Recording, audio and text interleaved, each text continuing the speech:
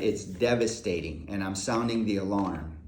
Hello everybody, Congressman Dr. Raul Ruiz here in my DC office. Look, I've been talking about Medicaid cuts and how that would hurt so many people in our district. In fact, Medicaid cuts would hurt all of us. And today, the Congressional Budget Office, a nonpartisan organization, sent an analysis that they did looking at all the different ways, the different types of Medicaid cuts that the Republicans are proposing in order to find the monies to give billions of dollars in tax cuts to billionaires. And they did this report and they sent it out to us today, which basically confirms the devastating effects that it would have. Over 5.5 million people would lose healthcare coverage around the nation. And in fact, by 2.53 million people would be left without any type of health insurance. That's devastating. In addition to that, with all the decrease in payments from the federal government, states would be on the hook.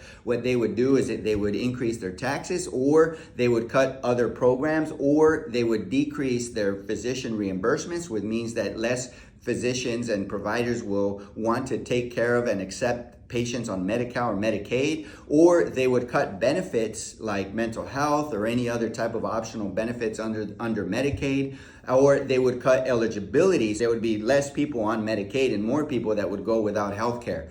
And what does this mean for us?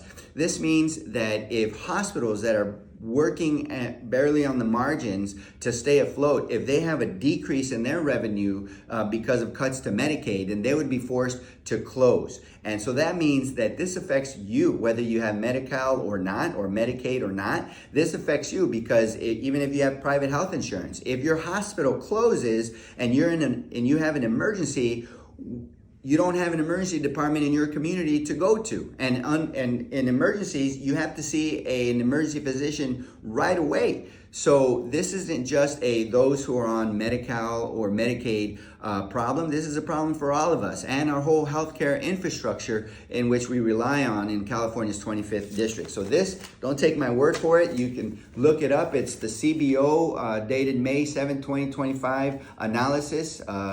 And it's devastating, and I'm sounding the alarm.